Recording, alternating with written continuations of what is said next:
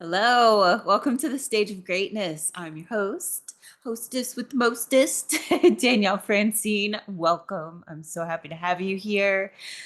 So, today I want to talk to you about boundaries.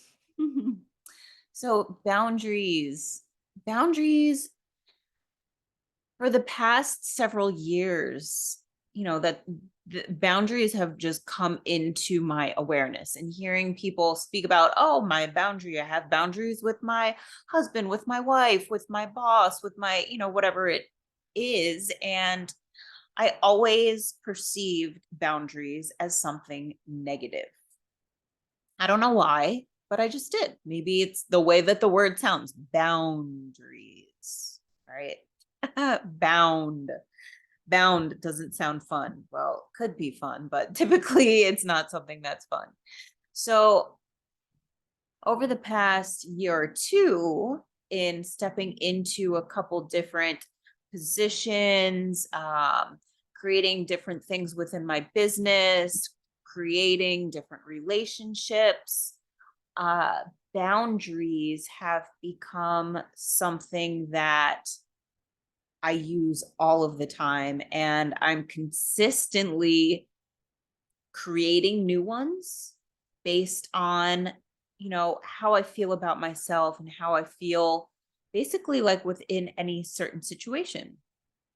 So I'm curious for you, are you aware of your boundaries? Do you have boundaries?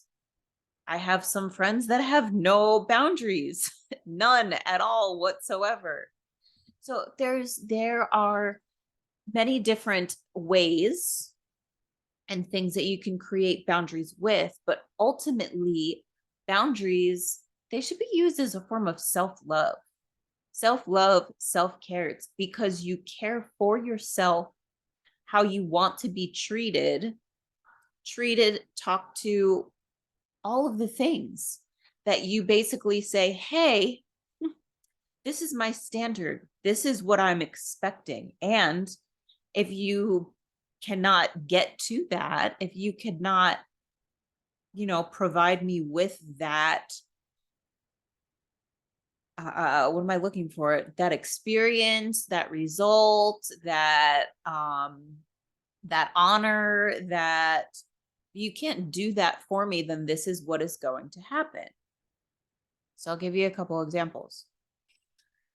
So in a relationship, husband, wife, girlfriend, boyfriend, friend, if you have a certain way that you do not want to be spoken to, right? If somebody speaks disrespectful to you and they're in your life, you are in a relationship with them, and you're aware of how they're speaking to you and how it makes you feel, the boundary that you create would be something along the lines of, hey, when you talk to me like this, it makes me feel horrible.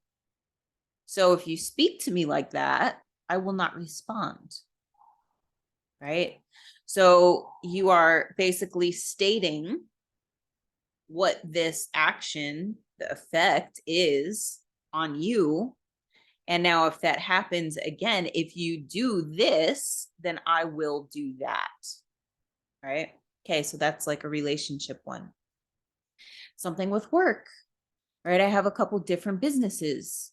My one business, I work in basically pockets of time throughout my week, typically a couple hours in the afternoons. I don't do nights, I don't do weekends, right? So recently there was someone was basically wanting me to work on the weekends and actually expected that of me. And I felt that they were disappointed when I had said no, right? So continued on. And then the following week, it was Sunday. It was like, hey, you're showing up, right? I said, no, I don't work weekends. If you schedule me for weekends, I will not be there. Right. So it comes down to you caring for yourself.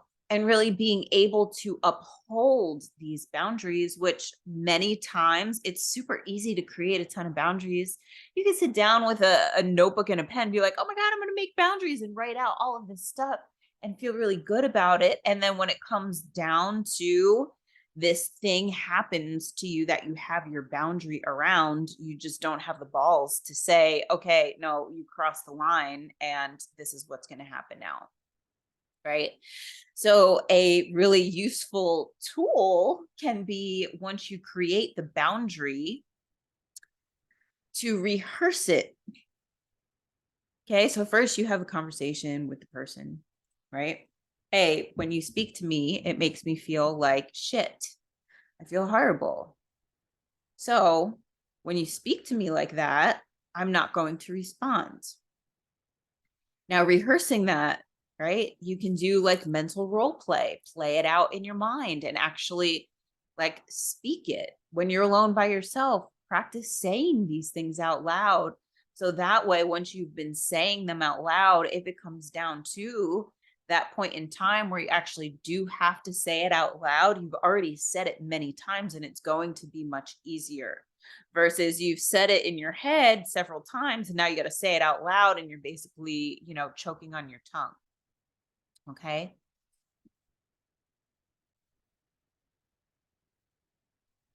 So the thing with boundaries that I really want you to take into consideration, and they are not a negative thing. They are only positive as long as they're communicated correctly. You hold yourself to upholding your boundaries, right? For your protection, for your mental protection, your physical protection, your spiritual protection. Um, but like if we don't have any boundaries, that just basically allows anybody to speak to us any way that they please. Basically, we become a doormat, right? Like I have a girlfriend that in her relationship there's no boundaries, and this other person, the way that she is spoken to, it breaks her, and she crumbles, she falls, she basically she doesn't know how to get up, and it's very hard for her to recover from that, and she is in a point where she's actually afraid to set boundaries because now it's gone so long without there being any. So, for people to break certain patterns or habits or how they speak to you, how they treat you after so long can be a challenge. And if they care about you, if they love you, if they want to remain in your life, they will honor your boundaries. So if you bring up a boundary to your partner, right? So, okay, another example for you. Here's one of my boundaries. I love my own space. I love my own space. I love my home. I love hanging out with myself. I love being with my animals. I love cooking by myself, eating by myself, taking my dogs for a walk, playing instruments, singing, coloring, all of those things, right? I love my own space. And I also love to be with him. I love when he's here, but it's important for me to have my own space for a certain amount of time throughout the week so that I can be with myself, because that's when a lot of my growth happens, where I, get to know myself better, where I create. That's the space that I create from, where I receive clarity, where I, like I do a lot of spiritual things during that time also, which is a huge part of my life. So in communicating this boundary, right, I had said, okay, so I love being with you and I also love my own space. I need to have at least 1 or 2 days to myself for these reasons, right? And I shared what I just shared with you guys. So if I don't get my own space, then I am not going to show up in the same way for you, because I'm not having the time for me to recharge me, right? And that recharging gets done when I have my own space.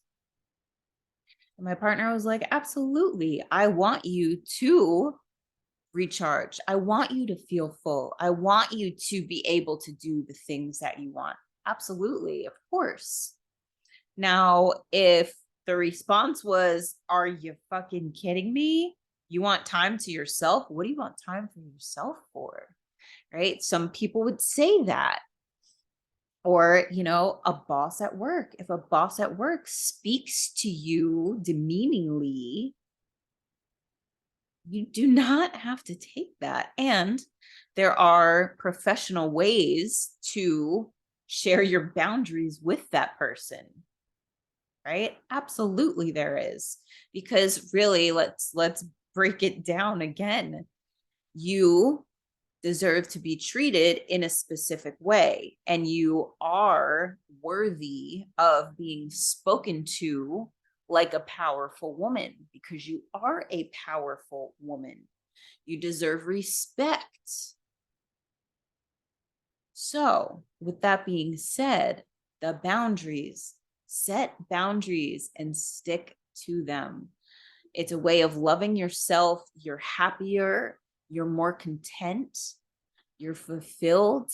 You create more depth in your relationships, because you also now have that communication. You share with the person you're in a relationship with, hey, this is how I want to be treated, this is how I want to be talked to, this is how I want to X, Y, and Z. And they reciprocate with that, and they give you what you want.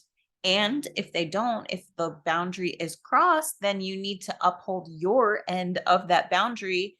And whatever that, if you do X, I will do Y is, you need to do that. Because when you don't, the minute that you don't, the other person is like, oh, she's full of shit. Okay, I can keep doing this. And then it continues, and then it rolls into all other areas. So that can bring ultimately a feeling of unworthiness, right? So you can kind of see how this snowballs. You create boundaries, you don't uphold them when those boundaries are crossed, and then now you feel like you're not worthy, or you're not deserving, or you're not good enough. So you creating these boundaries is a form of self-love, and also upholding the boundaries is a form of self-love. So it's really important that you have both. If you have any questions about boundaries, I would love to talk more in depth with you about boundaries.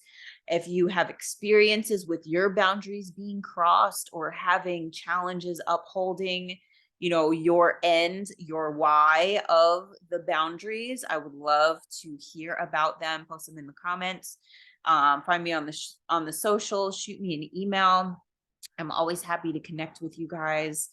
I hope that this brought some light to your life, your well-being, your relationships. And until next time, I can't wait to be with you again. Please subscribe, click like, leave a review, all of the things. Again, thank you for being with me on the stage of greatness. I will talk to you soon. Bye.